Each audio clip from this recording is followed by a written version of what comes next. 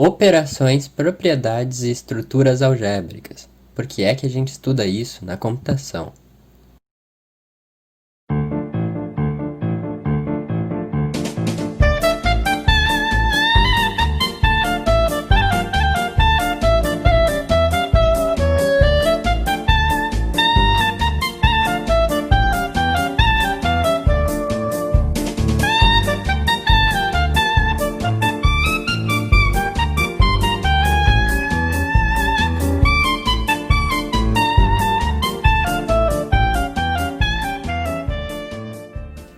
A palavra álgebra vem do arábico algebra, que quer dizer a reunião das partes quebradas. Originalmente, a palavra era usada para se referir ao processo cirúrgico de restauração de ossos. Na matemática, ela apareceu no século IX, título do livro de um importante matemático persa responsável por outras duas palavras muito conhecidas nossas, Muhammad ibn Musa al-Khwarizmi.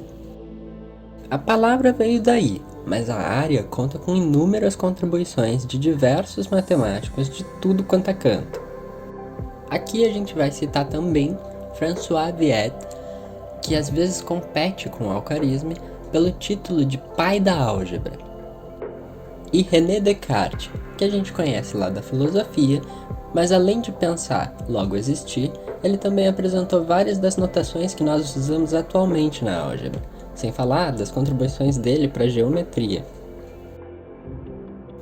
Álgebra é uma área que permeia quase toda a matemática, estudando os símbolos que nós usamos nela, como eles são, quais suas propriedades e como manipular eles. Na educação básica, a gente vê a álgebra elementar, que pega o que a gente já viu lá na aritmética e troca os números por abstrações, variáveis, letras. No ensino superior, a gente vê a álgebra abstrata, que pega os símbolos que a gente usou na álgebra elementar e estuda a própria estrutura deles.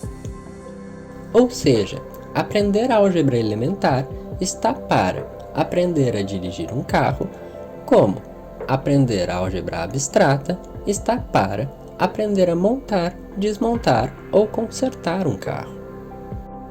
Para a grande maioria das pessoas, aprender a dirigir o carro já basta, e isso também é verdade para a álgebra elementar. Mas e aí? E na computação? Será que a gente precisa aprender a montar e desmontar esse nosso carro das operações e estruturas algébricas? Bom, nos pequena-comps anteriores, a gente viu que as operações básicas são usadas aos montes no dia a dia da computação. Conhecer seus operadores, considerar propriedades como comutatividade, associatividade e elemento neutro é muito importante para saber organizar um circuito, resolver uma equação ou determinar uma expressão corretamente. Mas isso tudo seria álgebra elementar, certo? Por que é que a gente vai além? Porque, mesmo que sem perceber, o que a gente mais faz na computação, tanto na teoria, quanto em hardware, quanto em software, é definir novas operações, operações personalizadas, além das básicas. Em hardware, sempre que a gente projeta um circuito, fazemos ele desempenhar uma certa função, que costumamos analisar através da tabela verdade implementada pelo circuito. Uma vez garantido o funcionamento interno, passamos a enxergá-lo como uma caixa preta, porque não nos interessa mais o que tem dentro. E a partir desse momento, ele funciona como um operador, realizando um tratamento específico sobre os dados de um sistema ainda maior e mais complexo. Como um operador, ele pode ter ou não ter determinadas propriedades, e é isso que vai definir onde eu posso, ou até devo, colocar esse meu circuitinho. Em software, até tem algumas linguagens de programação que permitem definir ou reescrever operadores, mas isso não é tão comum assim de se fazer.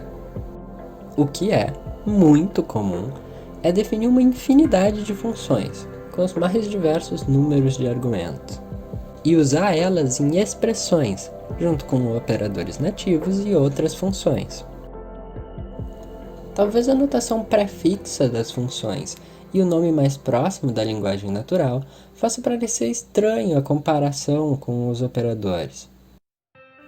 Mas é só você imaginar que, semanticamente, o significado do mais, por exemplo, nada mais é do que uma função chamada passando o que está à esquerda e à direita como seus dois argumentos e retornando a soma deles.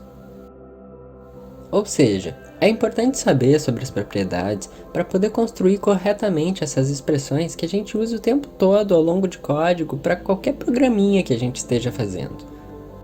Não saber que a sua função não era associativa, por exemplo, pode te trazer várias noites em claro procurando um bug que compilador nenhum vai ser capaz de prever para te avisar. Tá. Mas agora me diz, para que diabos eu vou usar um magma na minha vida? Não deveria ser uma surpresa que estudar álgebra abstrata acaba sendo muito abstrato. A gente não consegue se imaginar usando essas coisas. As estruturas algébricas têm inúmeras aplicações, mas aplicar elas é álgebra elementar. O que a gente estuda é como construir, ou melhor, como provar que certas estruturas pertencem a essas classificações, têm determinadas propriedades. E isso é um trabalho bem mais específico, e que provavelmente vai ser desempenhado por um matemático, não necessariamente alguém da computação. Mas, sendo a computação uma área que está sempre se ramificando em novas áreas e entrando em alta do nada, as chances de precisarem de alguém com essas capacidades matemáticas e grandes conhecimentos em computação são cada vez maiores. Na computação quântica, por exemplo, você não vai programar com o tradicional código imperativo. Eventualmente, vai ser necessário construir uma álgebra específica para resolver o seu problema com um computador quântico. Na verdade, esses conhecimentos vão ser necessários para qualquer área que seja muito específica ou nova e por isso ainda não conte com estruturas bem estabelecidas para serem usadas como base. Além disso, muitas vezes somos nós, da computação, os responsáveis pela modelagem matemática de um problema que requer muitos cálculos para ser resolvido. Isso porque são só os computadores que seriam capazes de fazer milhões e milhões desses cálculos em tempo viável. E somos nós que sabemos como explorar o funcionamento dessas máquinas para acelerar o processo e, principalmente, para prever os erros intrínsecos que se acumulam ao longo dos cálculos por conta das limitações de representação dos números reais que os computadores têm. Sendo da computação, trabalhar com modelagem matemática, como em problemas de topologias, simulações físicas e espaciais, não é nada tão raro assim. Mas se você acha que não vai atuar em nenhuma área tão específica assim, e que nada muda o fato de que você não vai provar um magma para nada na sua vida, tenha em mente que, para a educação, o importante não é que você memorize conteúdos específicos, como os magmas, que não vão ser usados pela grande maioria das pessoas, mas que desenvolva habilidades, como as de analisar as propriedades mais essenciais das estruturas que se tem à disposição e, com isso, classificá-las e saber quando, como e onde usá-las. Isso porque as habilidades, sim, todos vão usar, já que elas podem ser generalizadas para uma imensa gama de aplicações. Então é isso. Na teoria, as operações, propriedades e estruturas algébricas permeiam quase toda a matemática e, consequentemente, a computação. Mas não é só isso. Se você seguir na computação, seja projetando circuitos, manipulando expressões ao longo de código, ou construindo e provando estruturas em um novo nicho, você vai lidar com essas coisas no seu dia a dia. E claro, se esse vídeo fez você associar que não tem elemento neutro, tudo o que se estuda de operações, propriedades e estruturas algébricas comuta com o que se usa no dia a dia da computação, classifique o seu like de acordo com a estrutura desse vídeo e aplique a operação binária compartilhar usando como argumentos esse vídeo e os seus amigos.